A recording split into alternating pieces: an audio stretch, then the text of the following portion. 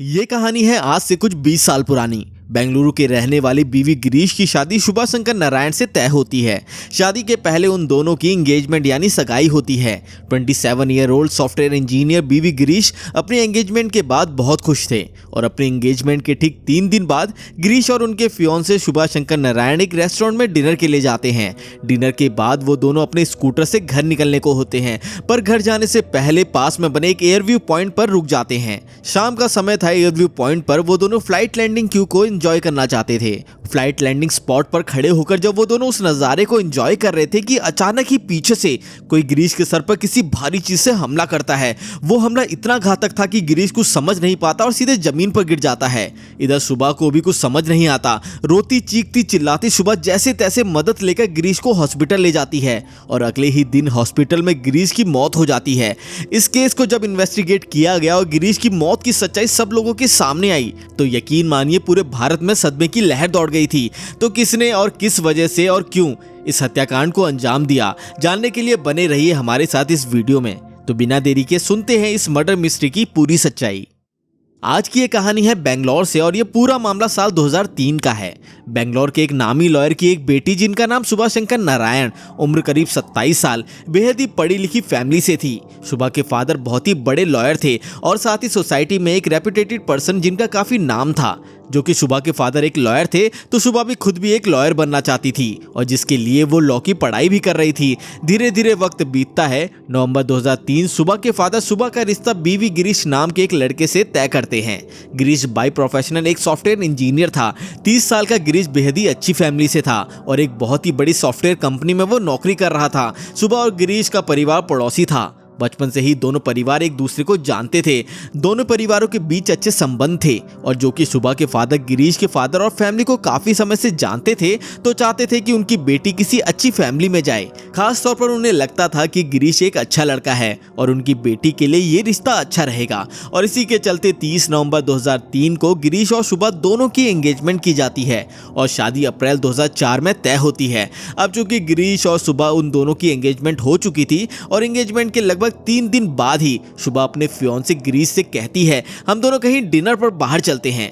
इधर गिरीश भी काफी खुश होता है कि उसकी फियोंसे ने उसे डिनर के लिए कहा है। इस बहाने थोड़ा टाइम साथ में स्पेंड करने को मिलेगा, आपस में बातचीत कर पाएंगे, एक दूसरे को और अच्छे से जान सकेंगे और बहुत ही एक्साइटमेंट के साथ गिरीश शुभा को हाँ करता है और फिर शाम को वो दोनों मिलते हैं। गिरीश पहले शुभा को अपने ऑफिस ले जाता है। अपने ऑफिस में कुछ दोस्तों कलीग से उसे मिलवाता है। दोनों बहुत ही खुश थे। इसके बाद वो दोनों वहां से निकलते हैं और एयरपोर्ट के ही करीब एक अच्छे पॉश रेस्टोरेंट में वो डिनर करते हैं। डिनर करने के बाद रात करीब 9:30 का वक्त था। अब ये दोनों घर लौटने को होते हैं और तभी उस रेस्टोरेंट के करीब उन्हें एक फ्लाइट लैंडिंग एयरव्यू पॉइंट दिखता है। फ्लाइट लैंडिंग स्पॉट आमतौर पर जब फ्लाइट लैंड करती है या टेक ऑफ करती है तो हम सब में से कई लोग उसे देखने के लिए इस तरह की जगह पर रुककर उस नज़ारे को देखते हैं। तो ये दोनों डिनर करके लौट ही रहे थे तो तभी शुभा कहती है कि थोड़ी देर एयरव्यू पॉइंट पर रुकते हैं। वो भी फ्लाइट को नजदीक से उतरते हुए देखना चाहती थी। ये सुनते ही गिरीश और शुभा वहां रुकते हैं। गिरीश अपनी गाड़ी को साइड में लगाता है और दोनों एयरव्यू पॉइंट पर एक खाली जगह देखकर वहां खड़े हो जाते हैं। रात का समय था। जिस जगह पर वो दोनों खड़े थे वहां ज्यादा रोशनी नहीं थी। अब दोनों कुछ देर वहीं रुकते हैं। वो दोनों वहां खड़े ही थे कि अचानक ही गिरीश के दाहिने और राइट हैंड साइड सिर के ऊपर एक वजनी चीज से कोई अनजान शख्स उस पर हमला कर देता है। चोट इतनी गहरी थी कि गिरीश को कुछ समझ नहीं आता। वो वहां पर गिर जाता है और बेहोश हो जाता है। इधर शुभा को भी कुछ समझ नहीं आता और वो जब पीछे मुड़कर देखती है तो वो हमलावर किसी बाइक पर थे और आनन फानन में वो वहां से भाग निकलते हैं।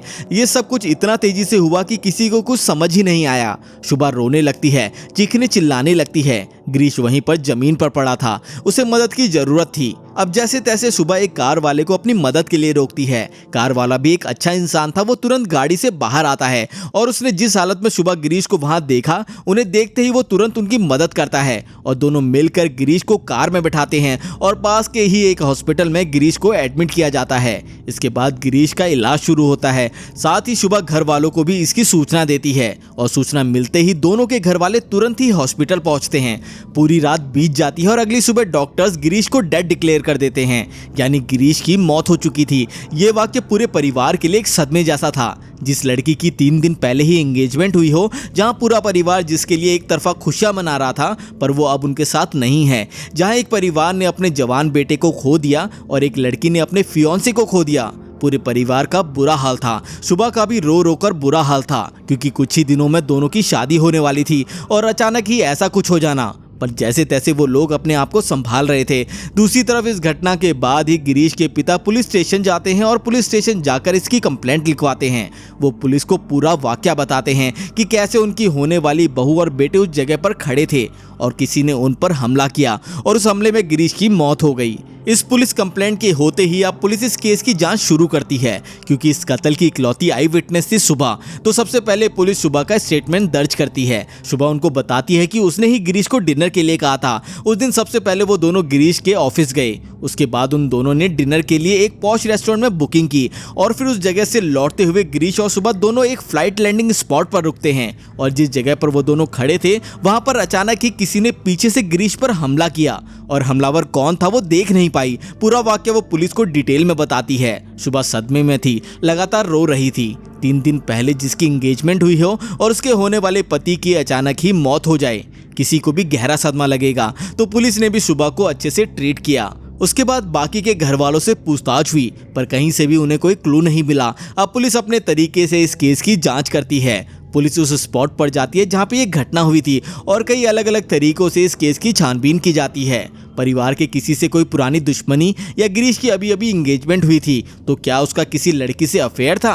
पुलिस हर एंगल से अपनी जांच करती है, लेकिन पुलिस को ऐसा कोई सुराग नहीं मिलता जो इस केस से जुड़ा हो और काफी समय बीत जाता है, लेकिन कोई सफलता पुलिस को हाथ नहीं लगती और इधर पुलिस पर भी दिन पर दिन प्रेशर बढ़ता ही जा रहा था। बाहरी छानबीन के बाद जब पुलिस को कहीं से भी कोई क्लू नहीं मिला, तब पुलिस एक नई तरीके से इस केस की जांच करती है। पुलिस गिरीश और सुबह की एंगेजमेंट की वीडियो और फोटोग्राफ्स को देखने का फैसला करती है। उन्हें लगता है कि हो सकता है कि उस वीडियो में उन्हें कुछ मिल जाए या कुछ ऐसा नजर आए जिससे इस केस को सॉल्व करने में उन्हें मदद मिल सके, क्योंकि इस तरह के फंक्शन में काफ़ी मेहमान आते हैं और यहीं से पुलिस के एक बड़े ऑफिसर गिरीश और सुबह के एंगेजमेंट का वीडियो देखना शुरू करते हैं।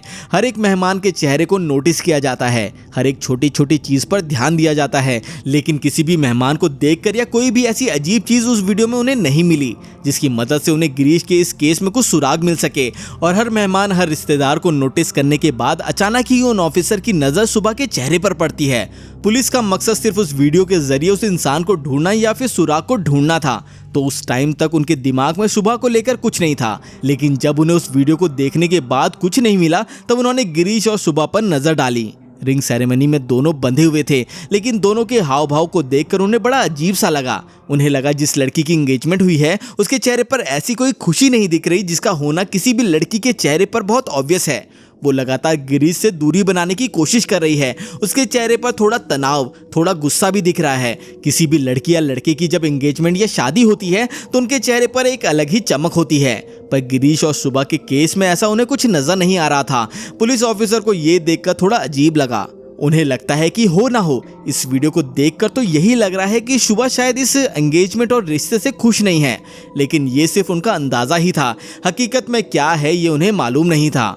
फिर वो सोचते हैं कि हो सकता है इसकी कोई और वजह हो, लेकिन फिर भी उन पुलिस ऑफिसर को सुबह पर कहीं ना कहीं थोड़ा डाउट होता है। पर उस डाउट के आधार पर अब वो पुलिस ऑफिसर सुबह के मोबाइल फ़ोन की कॉल डिटेल्स की जांच करने का फैसला करते हैं कि शायद उनसे उन्हें कोई जानकारी मिल सके। अब इसके बाद फ़ोन की जांच की जाती है और यहीं से उन्हें पता चलता है कि जिस दिन ये इंसिडेंट हुआ था तब से लेकर लगातार सुबह की एक नंबर पर बात हो रही है। अब पुलिस ने उस नंबर को ट्रेस किया तो पता चला कि वो नंबर किसी अरुण वर्मा नाम के एक लड़के का है और ये जो अरुण वर्मा है वो उसी कॉलेज में लॉ की पढ़ाई कर रहा है जिस कॉलेज में सुबह पढ़ रही थी, लेकिन सुबह से 2 साल जूनियर है। और 19 साल का वो लड़का अरुण वर्मा लगातार सुबह से बात कर रहा है। अरुण उम्र में सुबह से करीब 5-6 साल छोटा था। अब इस पर्टिकुलर नंबर पे इतनी बात उस इंसिडेंट के दिन पुलिस को शक होता है। अब पुलिस उस मोबाइल नंबर की लोकेशन उस इंसिडेंट के दिन कहाँ थी ये ट्रेस करती है, तो पता चलता है कि अरुण वर्मा के मोबाइल की लोकेशन भी उस दिन आसपास ही थी। सुबह की लोकेशन तो वहीं थी क्योंकि सुबह गिरीश के साथ थी, पर अरुण वर्मा की मोबाइल लोकेशन वहीं आसपास होना शक पैदा करता है। अब इसी के बाद पुलिस अरुण वर्मा को पूछताछ के लिए बुलाती है। पुलिस द्वारा जब अरुण वर्मा से पूछा गया तो उसने पुलिस को बताया कि उस दिन मैं शहर में नहीं था, पुलिस ने उससे पूरी पूछताछ करी। अरुण वर्मा ने लगातार इनकार किया क्योंकि सिर्फ मोबाइल लोकेशन का वहां होना काफी नहीं था। उन्हें कुछ और सबूत चाहिए थे जिससे वो कुछ साबित कर पाए और यहीं से पुलिस अब होशियारी से काम लेती है। पुलिस उस समय तो अरुण वर्मा को वहां से छोड़ देती है और साथ ही अब वो उन दोनों के मोबाइल नंबर को रिकॉर्डिंग पर लगाती है। इधर अरुण वर्मा भी वहां से जब निकलता है तो वो पहला कॉल शुभा को करता है और वो शुभा को पूरी बात बताता है। रिटर्न में शुभा पूछती है कि क्या तुमने उन्हें कुछ बताया। ऐसे में वो इनकार करता है। वो कहता है कि मैंने उन्हें कुछ नहीं बताया और मैंने तो उन्हें उल्टा घुमा दिया है, ये कहकर कि मैं उस दिन इस शहर में ही नहीं था। और वो कहता है कि ये सभी बातचीत के बाद उन्होंने मुझे छोड़ भी दिया है, तो मुझे नहीं लगता कि उन्हें किसी भी तरह से मुझ पर कोई शक है। और खैर ये बात यहीं पर खत्म हो जाती है। इधर दूसरी तरफ अब पुलिस के पास कॉल रिकॉर्डिंग थी और पूरी तस्वीर अब पुलिस के सामने थी। इसके बाद ही पुलिस अब सीधे शुभा के घर पहुंचती है। हालांकि शुभा को ऐसे उठाना बहुत ही मुश्किल था क्योंकि शुभा के फादर एक बहुत ही बड़े वकील थे, लेकिन पुलिस शुभा को अब उठाती है, उसके सामने सारे सबूत रखती है। अरुण वर्मा और शुभा के बीच जो भी बातचीत हुई थी वो कॉल रिकॉर्डिंग शुभा के सामने आती है और अरुण वर्मा की लोकेशन उस दिन वहीं आसपास थी, ये भी उन्हें बताया जाता है। इसके बाद वो अरुण वर्मा को भी उठाते हैं और उसे भी सारे सबूत दिखाए जाते हैं। 19 साल का अरुण वर्मा थोड़ी ही देर में टूट जाता है और उसके बाद ये पूरी कहानी सबके सामने आती है। पता चलता है कि शुभा अरुण वर्मा से प्यार करती थी और दोनों का रिश्ता करीब 2-3 सालों से था। दोनों एक ही कॉलेज में पढ़ रहे थे और अरुण वर्मा शुभा का जूनियर था। शुदा अरुण वर्मा से शादी करना चाहती थी और अरुण भी शुदा से शादी करना चाहता था। लेकिन फिर एक दिन शुभा के फादर को शुभा और अरुण के अफेयर के बारे में पता चलता है और जैसे ही उन्हें पता चलता है तो शुभा के फादर शुभा की शादी अपने ही पड़ोस में रहने वाले बीवी गिरीश से तय कर देते हैं, क्योंकि उन्हें पता था कि गिरीश एक अच्छा लड़का है और एक अच्छी फैमिली से बिलोंग करता है, एक अच्छी कंपनी में वो जॉब करता है। तो उन्हें लगता है कि शुभा के लिए ये रिश्ता अच्छा है और आनंद फानन में शुभा के फादर उसकी एंगेजमेंट गिरीश से कर देते हैं। लेकिन शुभा को गिरीश पसंद नहीं था। गिरीश का इतनी सादगी से रहना, इतना सिंपल लाइफस्टाइल उसको पसंद नहीं था।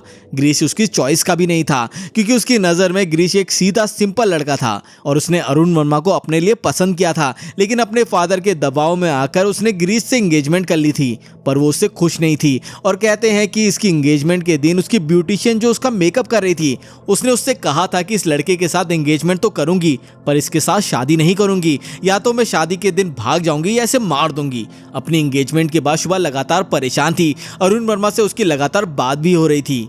3 दिसंबर 2004 को अरुण वर्मा, शुभा और अरुण का एक कजन और एक दोस्त, इन चारों के बीच करीब 76 बार कॉल पर बात हुई थी। उसके बाद शुभा ने गिरीश को अपने रास्ते से हटाने का प्लान बनाया और उसके बाद ही अरुण वर्मा ने अपने साथ एक कजिन और एक दोस्त को इस प्लान में शामिल किया।